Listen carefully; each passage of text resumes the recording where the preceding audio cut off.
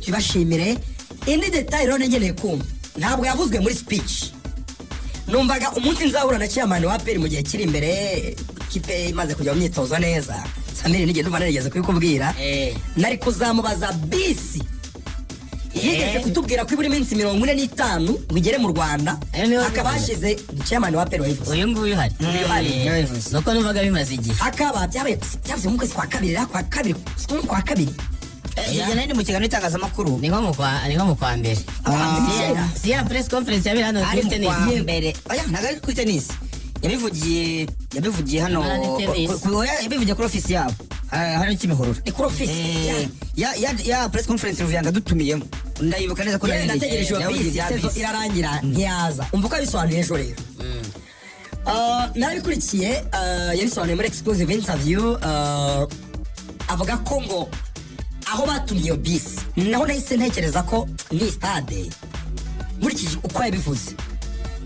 APR biragoye ko yakora ikintu idafitiye budget. Iyi stade APR iraza kwibaka kandi si kera. Umva bisi ko byagenze n'abafana ba APR FC babidenye. APR yatumije bisi ariko yatumije bisi detail yatanze nuko yifuza bisi yari kuzimeze. Umva bisi ya club hari uko yifuza capacity yabishobora gutwara iko irebetse n'imbere interior yayo ntabwo bimeze nka bisi itwara abagenzi. Hagari y'abagenzi uko intebe ziteye ibikenerwa kuba birimo nibi bakeneyemo urugero se nk'amafirigo yo gukonjesha amazi y'abakinnyi utuntu twose AC internet ibintu byose. Izari zaraho bayitumbije basanze nta bisi yujuje ibya PFC yifuzaga. Uzi icyo bakoze? Abakoze komande ku ruganda. Ministeri y'Ingabo yakoze komande ku ruganda kwikoreshereza bisi ku ruganda.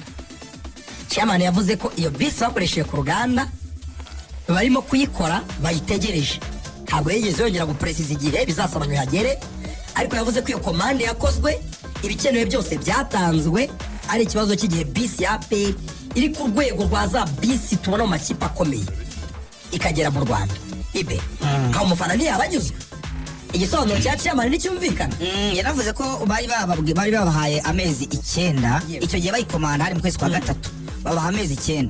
Bavuga ngo niba hashize amezi ubwashize amezi 4 turi mu kwezi kwa 7 haracyabura andi mezi byibura nka 5 kugira ngo bisi yagire abantu banabimenya. Kubera ko icyo gihe chairman abivuga ubwo ni mu kwa 10. yavuga ko bisi itazarenza iminsi 45 ariko wenda kubera ko atarazi neza wenda niba iyo bazabona ariyo bazaba iyo bifuza ariyo bazabona niyo bavuga iminsi 45 kwezi n'igice.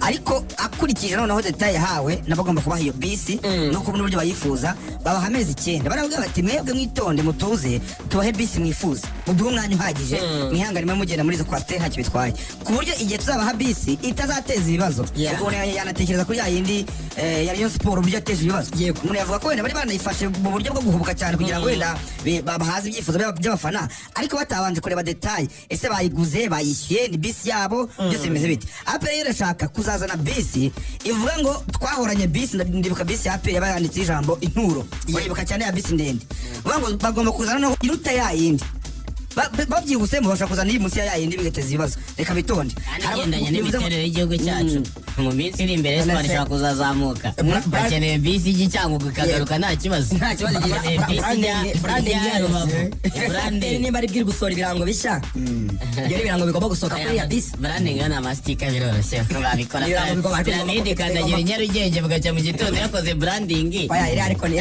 bisi branding no ngo ushobora gufata bisi ugashyiraho n'abakinnyi b'ingenzi cyane banyu wenda n'aba legende iri temporaire na branding ya bisi ihoraho bisi izava ku ruganda ita branding.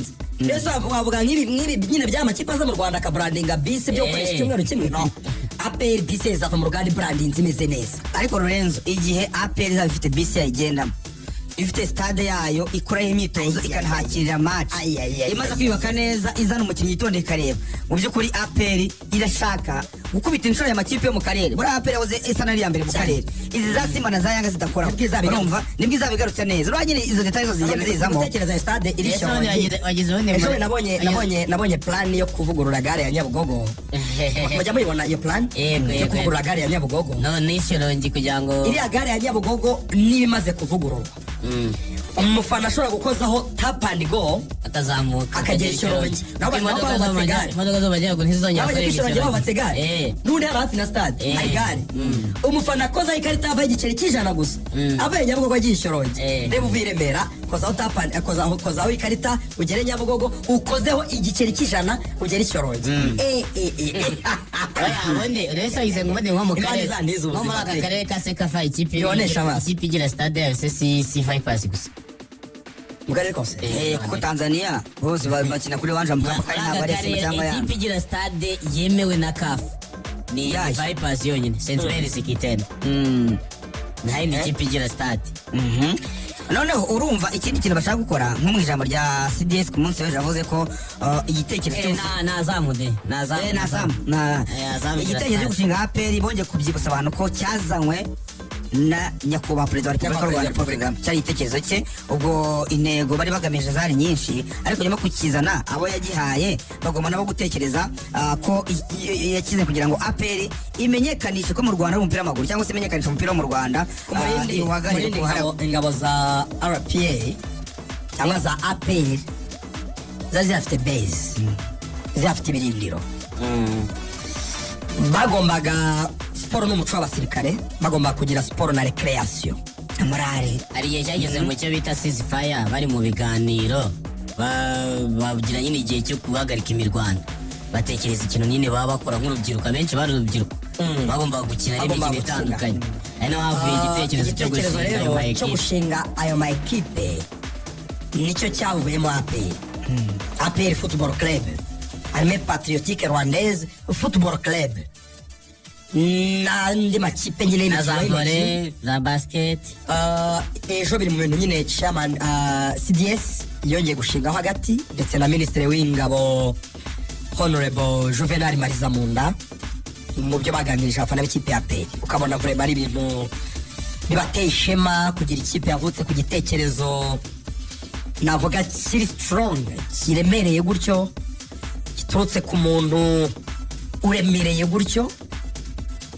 umukuru w'igihugu